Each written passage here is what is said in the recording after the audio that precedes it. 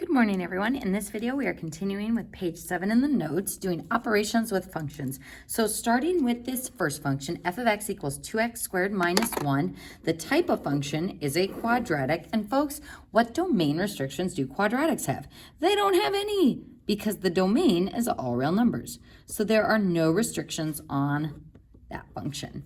Now for our g function, that is g of x equals 2x minus 5, which is a linear function, which also has no restrictions. And again, folks, just like with composites, when we're doing function operations, we want to consider our f and g functions restrictions first, because that's going to affect the domain of our resultant function. So let's go ahead and start with our first function operation of f plus g. So if I take my f function, 2x squared minus 1, plus my g function, which is 2x minus 5, to get f plus g of x,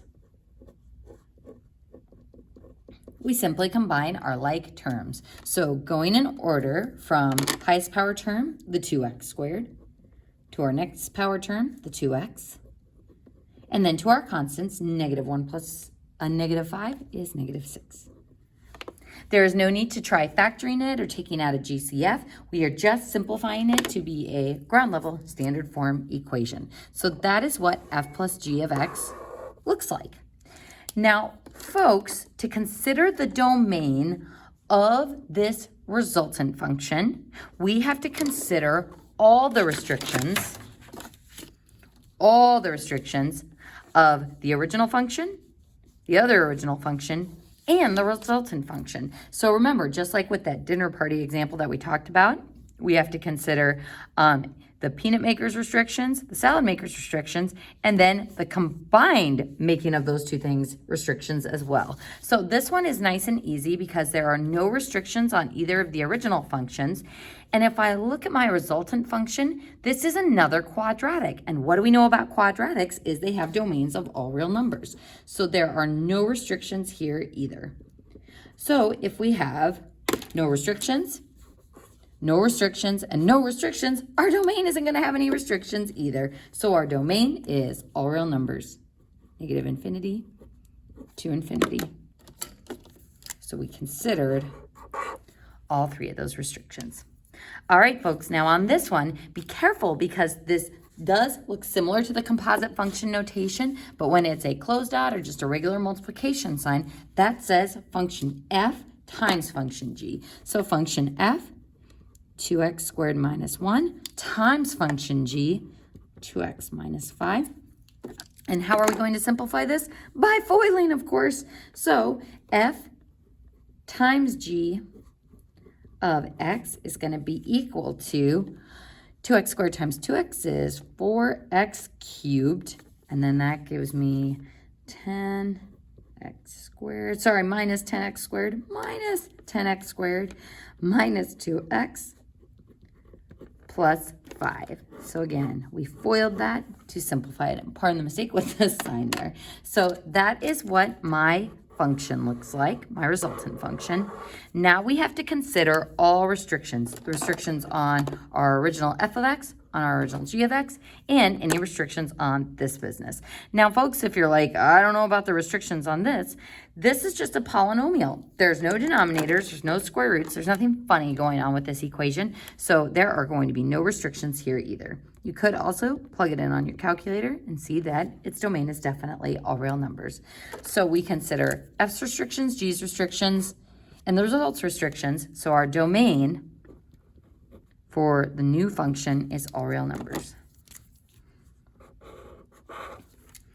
All right, folks. So then when we subtract the two functions, we just got to be careful about that minus sign. So I've got my original function, f, 2x squared minus 1.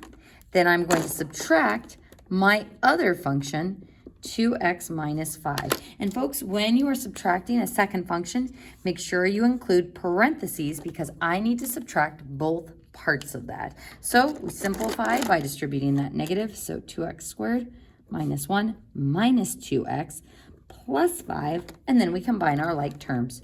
So function f minus function g of x is equal to 2x squared minus 2x plus 4. We got another quadratic.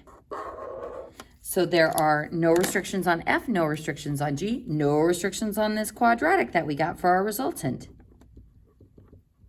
So our domain is all real numbers, considering all three of those restrictions.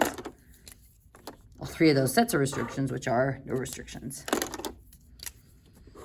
All right, folks, our final type of function operation is f divided by g.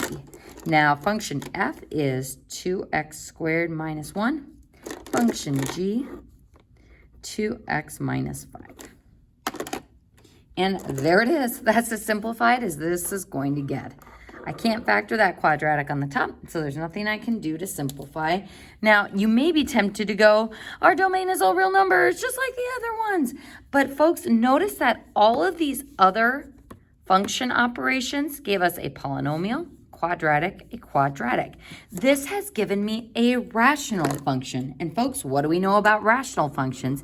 Anytime I have a variable in the denominator, like this, we have to account for that extra restriction because you can't divide by 0. So anytime you divide functions, you're always going to have to consider one restriction on the new function. So there's still no restrictions on f, there's still no restrictions on g, but on this function, we have a restriction on the denominator because 2x minus 5 needs to not be equal to 0, and the value that would give me 0 would be 5/2.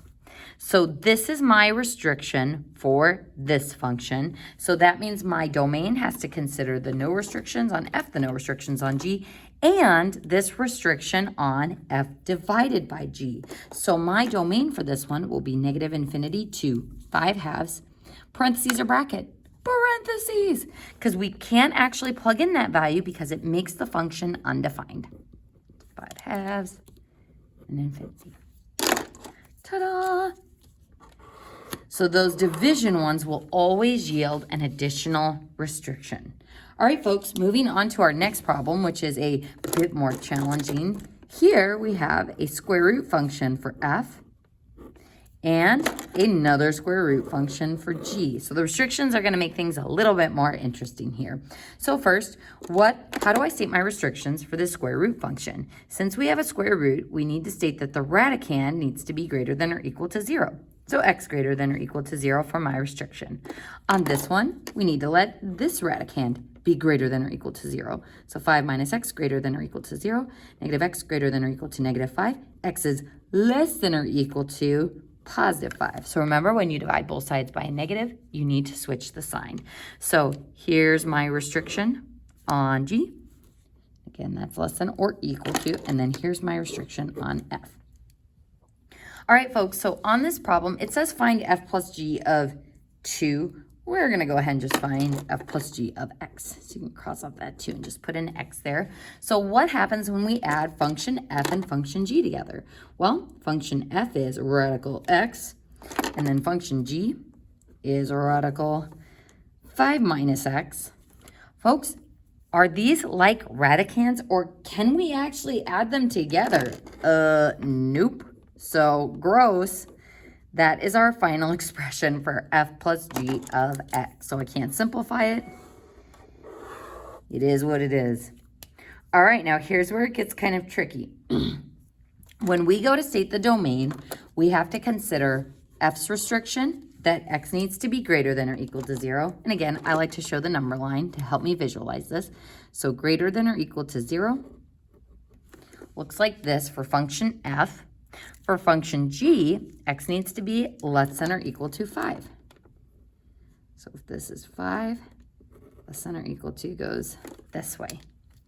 So that's my restriction on f, that's my restriction on g. If I look at my resultant function, does this have any additional restrictions? No, we've still got the same 2 square roots involved, so this has the same restrictions that we already have stated for f and g. So to state my domain, we need to consider all the restrictions or the overlap of these. This says we need to be greater than or equal to 0, and this says we need to be less than or equal to 5. So the overlap gives us a domain that starts at 0 with a bracket and goes to 5. Now, why are we using brackets here? Because the less than or equal to and greater than or equal to tells us we can actually get those values, unlike when we're dividing where it's like, nope, you can't divide by 0. So I can get those values. So that would be my expression for the domain. Now, let's go back to what the question originally wanted us to find, which was f plus g of 2. Now, when we go to plug in a value to our resultant function, the first thing we need to consider is 2 on my domain? Is 2 between 0 and 5? Yep, sure is. So that means we're going to be able to plug it in. So I plug it in for this x, radical 2, lovely. And then we plug it in for this x, and we get 2 again. So f plus g of 2 is rad 2 plus rad 3. Can we simplify that? No, we can't. Yuck. So that would be my final answer for what f plus g of 2 is equal to. All right, folks, the last problem on this page, put a star by this one. This one is nasty. And why it's nasty is because we've got division. And remember, anytime you've got division, you're always going to have an additional restriction that you can't divide by 0 because that makes this a rational function. So let's go ahead and write function f rad x over function g radical 5 minus x. And again, I know the voice of Mr. Powell's and Mr. Jones is in your brain going, bah, radical in the denominator. We should not be having that. Folks, we're going to go ahead and wait to rationalize these nasty square root ones until we get into the trig stuff. So for my math lab and for all intensive purposes, we can just go ahead and say that that is our expression for f divided by g. Now, when we go to consider our domain, we have to consider our restriction on f. X is greater than or equal to 0. We have to consider our restriction on g. X is less than or equal to 5, so the same as before. 5 here, going that away.